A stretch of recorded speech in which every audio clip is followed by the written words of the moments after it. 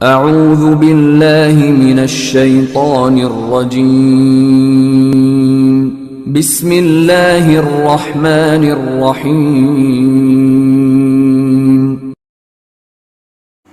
نحمدہ ونصلی علی رسولہ الکریم اما بعد فاعوذ باللہ من الشیطان الرجیم بسم اللہ الرحمن الرحیم یا ایہا الذین آمنوا اذا قمتم الى الصلاة فاغسلوا وجوہکم وایدیکم الى المرافق وامسحوا برؤوسکم وارجلکم الى الکعبین۔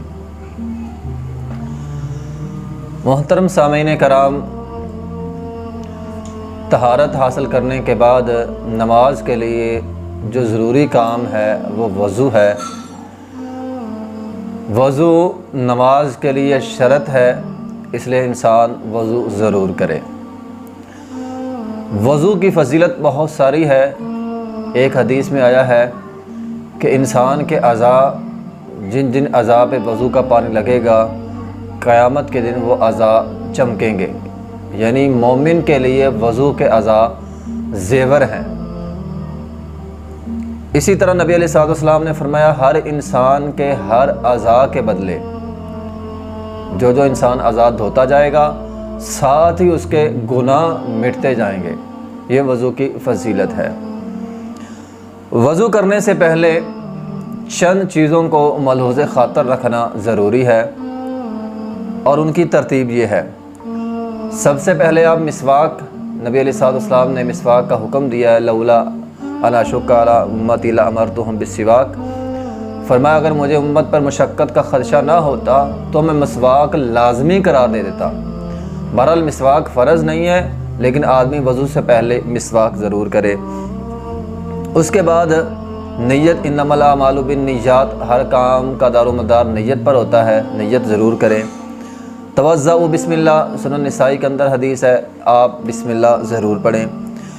وضو کے اعضاء جتنے بھی اعضاء ہیں ان کو دائیں جانب سے شروع کرنا ہے۔ یہ حدیث ہے صحیح مسلم کے اندر، دائیں جانب سے وضو کے اعضاء دھونے شروع کرنے ہیں۔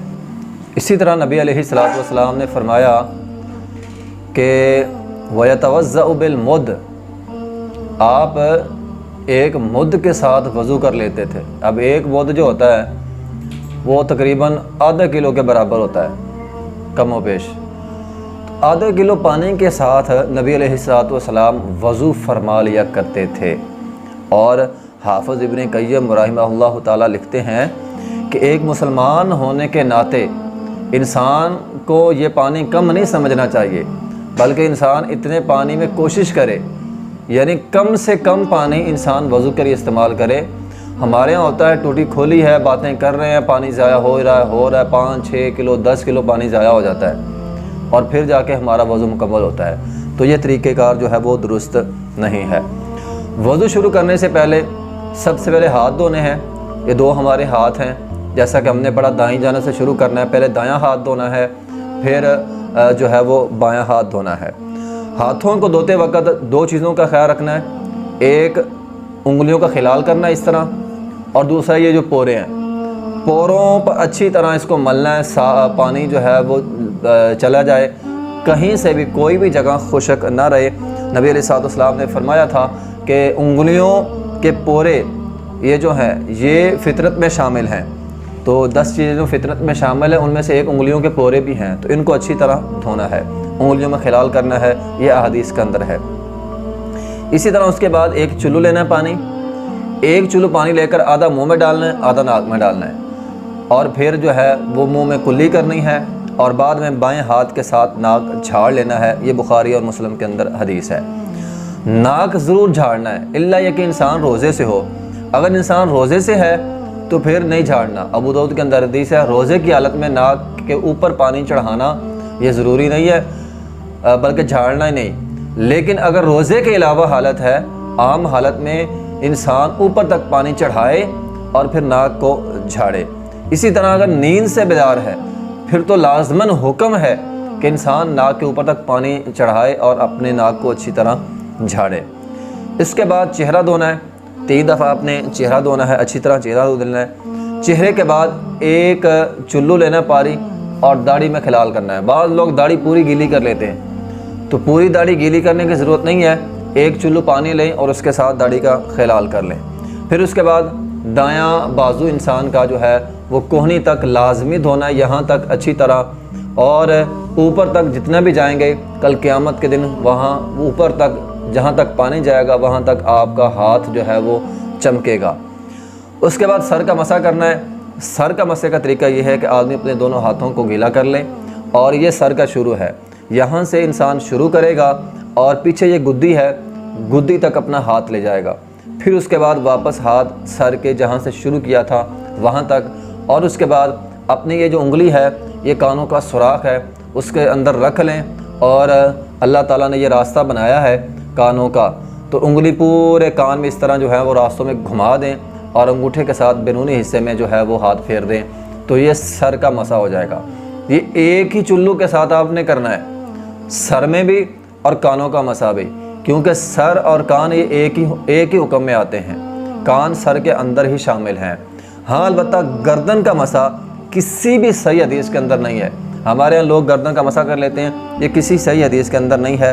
سر کا مسح جو ہے وہ مختلف احادیث میں ملتا ہے، صحیح مسلم کے اندر بھی ہے، دارقطنی کے اندر احادیث موجود ہیں۔ سر کے مسح کے بعد جو ہے آپ نے پاؤں دھونے ہیں، پاؤں ٹخنوں سمیت دھونا ہے، ٹخنے جو ہیں ہمارے سمیت دھونا ہے، کیونکہ نبی علیہ الصلوۃ والسلام نے فرمایا ہے جن کی ایڑیاں خشک رہ گئیں خشک ایڑیاں جہنم میں جائیں گی، صحیح مسلم کی حدیث ہے۔ اس لیے انسان بعض اوقات غفلت ہو جاتی ہے، پتہ نہیں چلتا، اچھی طرح اپنی ایڑیوں کو، پاؤں کی انگلیوں کو، جس طرح ہاتھ کی انگلیاں ہاتھ کے پورے ہیں، پاؤں کی انگلیاں پاؤں کے پورے، ایڑیاں اچھی طرح مل کے جو ہیں وہ دھونی ہے۔